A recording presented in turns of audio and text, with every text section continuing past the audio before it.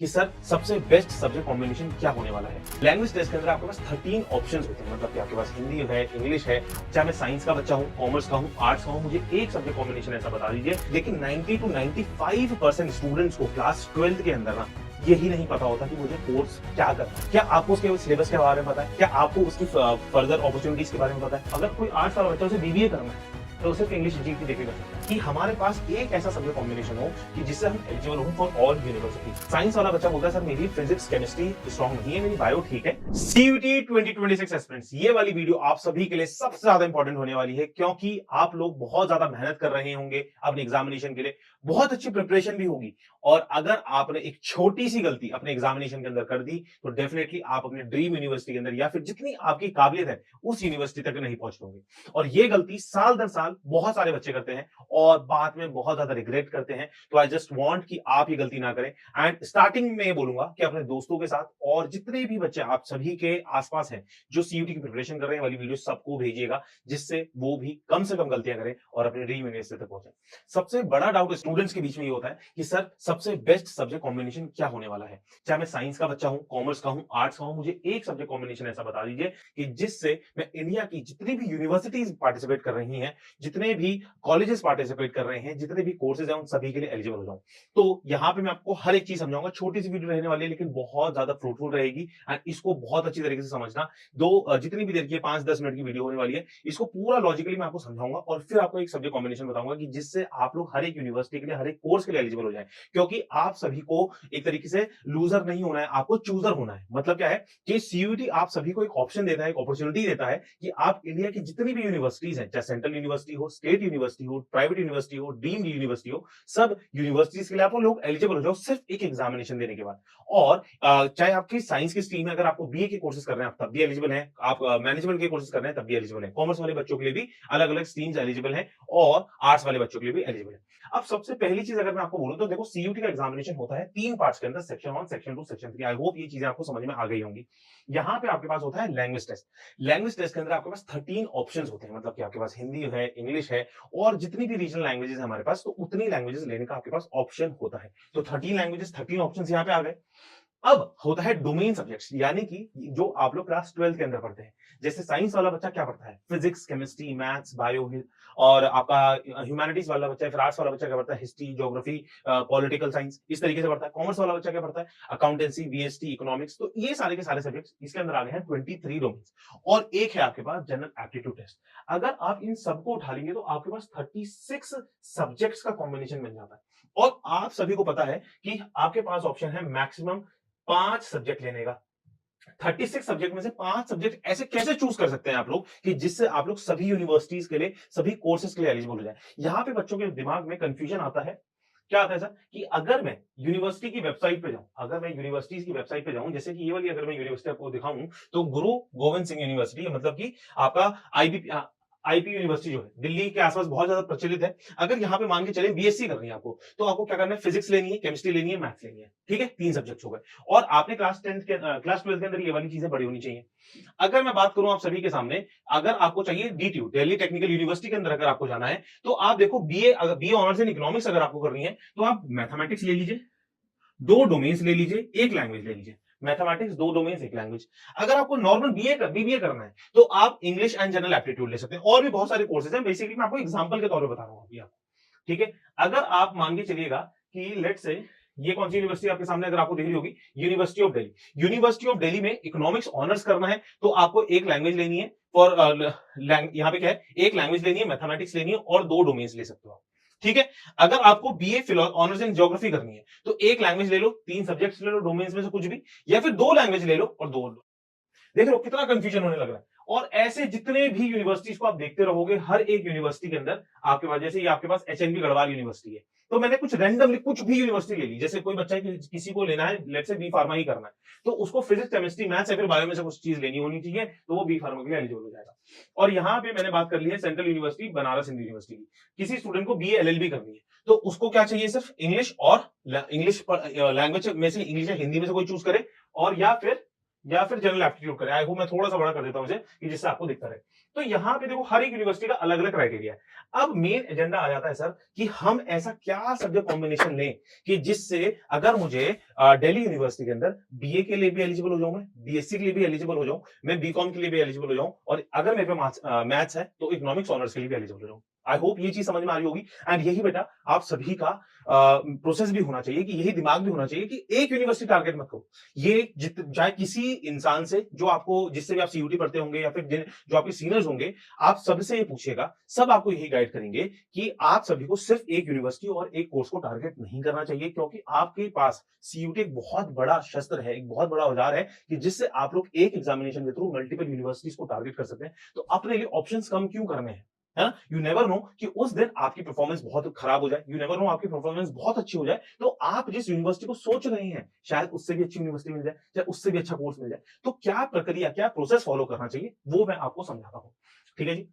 तो सबसे पहली चीज अकॉर्डिंग टू मी, ये वेरी कर सकता है पर्सन टू पर्सन, लेकिन जितने सालों से 8 साल से आप सभी के साथ मैं पढ़ा रहा हूं, आपको ऑफलाइन भी पढ़ाया 4 साल, फिर 4 साल अभी ऑनलाइन पे हो गए हैं मुझे, और 2022 से तो लगातार सीयूटी के स्टूडेंट्स को मैं बात करता हूं, उन्हें मेंटर करता हूं, और जो अब स्टूडेंट्स जो मेरे पढ़ाए हुए स्टूडेंट्स हैं वो तो अब ग्रेजुएट भी हो चुके हैं दिल्ली यूनिवर्सिटी से, बीएचयू से।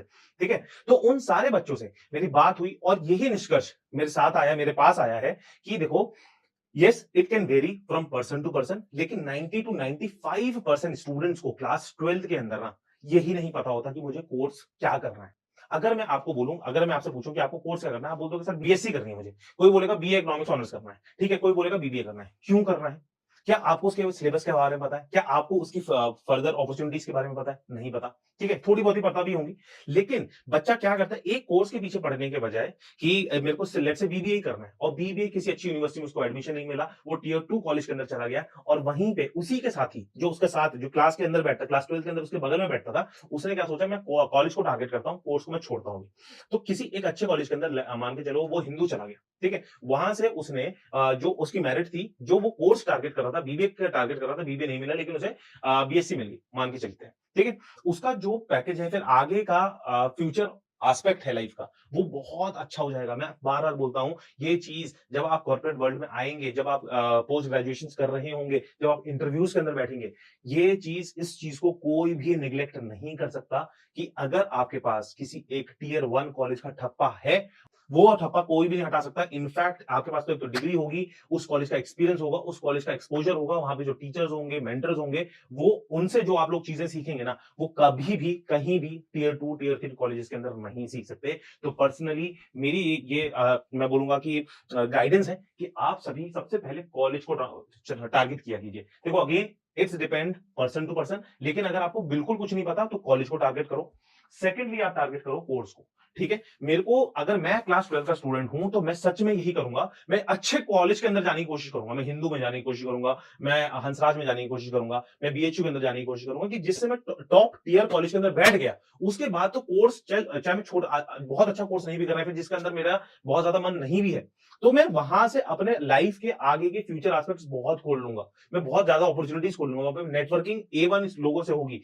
ऐसा बोलते हैं एसआरसीसी का, मैंने एक इंटरव्यू लिया था एक स्टूडेंट का, तो वहां पे जो कल्चरल आपके इवेंट्स होते हैं, वहां पे जो आपकी कम्युनिटी बनती है ना, जो आपके सीनियर्स होते हैं, जो सुपर सीनियर्स होते हैं, मतलब कि जो फर्स्ट ईयर के आप होंगे तो आपका सीनियर होगा सेकंड ईयर का बच्चा, और सुपर सीनियर के होंगे थर्ड ईयर के बच्चे, तो वहां पे नेटवर्किंग इतनी स्ट्रांग हो जाती है। तो यू नेवर नो कि जब आप थर्ड ईयर के अंदर प्लेसमेंट्स के लिए बैठ रहे होंगे ना, तो शायद से आपका सुपर सीनियर या फिर सुपर डुपर सीनियर जो आपसे जब आप कॉलेज के अंदर एंटर करे थे, उन्होंने कॉलेज पास आउट ही किया था, उनकी कंपनी के अंदर तुम इंटरव्यू दे रहे हो। सोच लो कि इस लेवल की सीईओज वहां से बनते हैं, आपके एमडीज वहां से बन रहे हैं उन कॉलेजेस के, टियर 1 कॉलेजेस से। तो इसलिए वजह से मैं आपको बोलता हूं, just try to give your whole focus on a college. ठीक है, एक अच्छा कॉलेज अगर आपके पास होगा तो you will get better options, you will get better opportunities in future.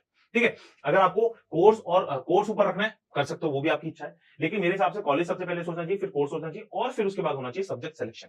Subject selection मैंने आपको दिखा दिया है, हर एक यूनिवर्सिटी अपना अपना सब्जेक्ट की रिक्वायरमेंट रखती है, उसमें दिक्कतें हैं। अब बात करते हैं कि क्या क्या अपॉर्चुनिटी आप सभी के पास है। देखो, आप इन 3 कैटेगरी ऑफ स्टूडेंट में से आप अप्लाई करते होंगे, मुझे कमेंट बॉक्स के अंदर बताइएगा कि किन में अप्लाई करते हैं। साइंस के बच्चों होंगे, कॉमर्स के बच्चों होंगे, फिर आर्ट्स के बच्चों होंगे, हाँ या ना? साइंस वाले बच्चों में भी 2 पार्ट्स होते हैं, एक तो पीसीएम वाला बच्चा, फिजिक्स केमिस्ट्री मैथ्स वाला बच्चा, और या फिर एक फिजिक्स केमिस्ट्री बायो वाला बच्चा। क्लियर है? चलो, अब फिजिक्स केमिस्ट्री मैथ्स वाला बच्चा मैनेजमेंट के सारे कोर्सेज कर सकता है, बीए के कर सकता है, बीए के सारे, बीए ऑनर्स और बीए प्रोग्राम वगैरह सब कुछ, बीकॉम कर सकता है, बीएससी के सारे कोर्सेज कर सकता है जो मैथमेटिक्स फील्ड से है रिलेटेड। पीसीबी वाला बच्चा बायो रिलेटेड बीएससी कर सकता है, आपके पास बीकॉम प्रोग्राम कर सकता है वो, ठीक है, ऑनर्स वाला नहीं कर सकता बीकॉम के अंदर, बीए कर सकता है, इकोनॉमिक्स ऑनर्स नहीं कर सकता बीए के अंदर, ठीक है। कॉमर्स के अंदर दो तरीके के बच्चे होते हैं, एक मैथ्स और एक विदाउट मैथ्स। मैथ्स वाले बच्चे management, BCom honours, BCom programme और बीए करेगा, यहाँ पे हर एक चीज कर सकता है लेकिन इकोनॉमिक्स ऑनर्स नहीं कर सकता विदाउट मैथ्स वाला बच्चा, ठीक है जी। और आर्ट्स वाला बच्चा बीए ऑनर्स और बीए प्रोग्राम कर सकता है, लेकिन यस किसी किसी यूनिवर्सिटी के अंदर, आपको भी मैंने दिखाया था, बीबीए के लिए आपको इंद्र प्लस के अंदर सिर्फ इंग्लिश और जीटी चाहिए। तो मान के चलो अगर कोई आर्ट्स वाला बच्चा उसे बीबीए करना है तो सिर्फ इंग्लिश जीटी देके कर सकता है, ठीक है जी। चलो, अब मैं आप सभी को यहाँ पे एक चीज समझाऊंगा कि आपको लेना कैसे है, क्या करना है कि हमारे पास एक ऐसा सब्जेक्ट कॉम्बिनेशन हो कि जिससे हम एलिजिबल हो फॉर ऑल यूनिवर्सिटीज। आप सभी के पास भाई लिटरली बता रहा हूं, सबसे बेस्ट तरीका यही है कि आप सभी इस चीज को फॉलो करें। एक लैंग्वेज ले लो, ठीक है, एक लैंग्वेज ले लो, 3 डोमेन्स ले लो, एक जीएटी ले लो।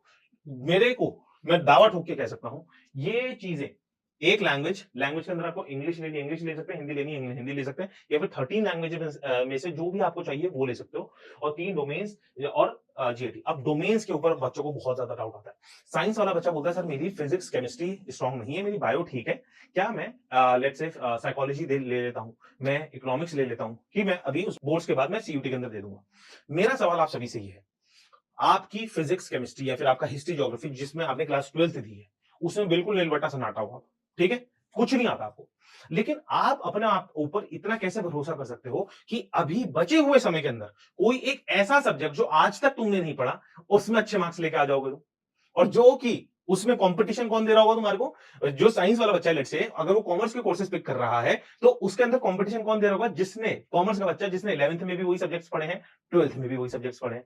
तो तुम खुद सोचो, ये ना हमारे मन की आशंका है, मेंटल बैरियर फिर इमोशनल बैरियर आ जाता है, यार केमिस्ट्री समझ ही नहीं आती यार, फिजिक्स समझ ही नहीं आती यार, हिस्ट्री समझ ही नहीं आती यार, बायो समझ ही नहीं आती यार, है ना, तो मैं कोई और सब्जेक्ट पढ़ लेता हूँ, ये मेंटल बैरियर है।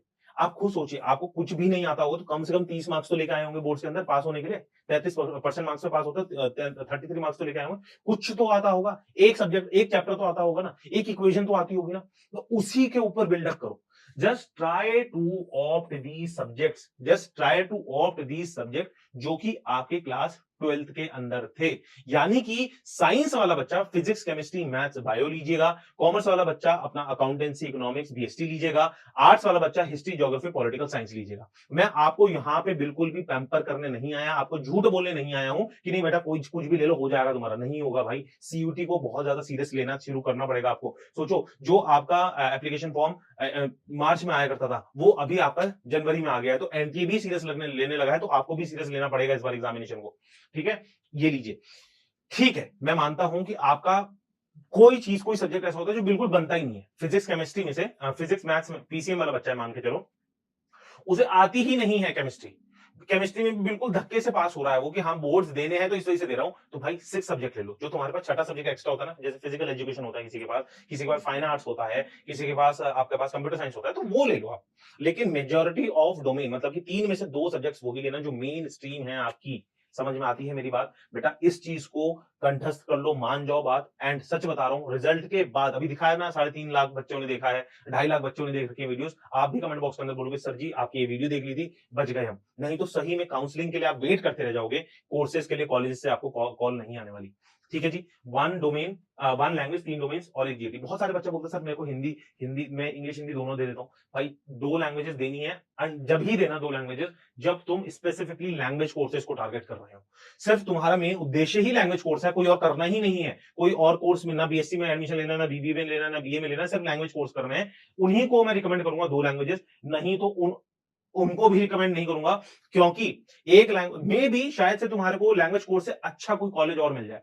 देखो अभी भविष्य के लिए हम अपने लिए सबसे बेस्ट चीज सोचते हैं, भविष्य के लिए हम लोग ये सोचते हैं कि हमारे को सबसे अच्छी चीजें मिले, तो हम क्यों नहीं सोचेंगे यार हम बेस्ट कॉलेज के अंदर जाएंगे। तो हम ट्राई यही करेंगे कि एक लैंग्वेज लेंगे, 3 डोमेन लेंगे और एक जीएटी लेंगे। आई होप मैंने आपको हर एक चीज समझा दी है, बहुत अच्छी तरीके से समझा दी है। बहुत ज्यादा कॉम्प्लिकेटेड ये पार्ट था, मैंने उसको सरल भाषा में आपको समझाने की कोशिश करी। अगेन आई एम सेइंग कि जस्ट गिव इसी चीज को फॉलो कीजिएगा, इस वीडियो को सेव कर लेना, कम से कम 3 से 5 बार देखना, फॉर्म फिलिंग के दौरान जरूर से देखना है और अपने दोस्तों के साथ भी जरूर शेयर करो, ठीक है। अभी भी कोई डाउट है please do leave a comment in the comment box में कमेंट्स आपके पढ़ता रहता हूँ, आपके कमेंट्स के लिए रिप्लाई करता रहता हूँ। कोई अगर ऐसा डाउट होगा जिसमें बहुत सारे बच्चों को दिक्कत आ रही होगी तो उसको वीडियो में बना दूंगा। Till then bye bye, take care, your CUT mentor Varun Goyal signing off. All the best बच्चों, बहुत अच्छे से फॉर्म भरना, गलती बिल्कुल मत करना।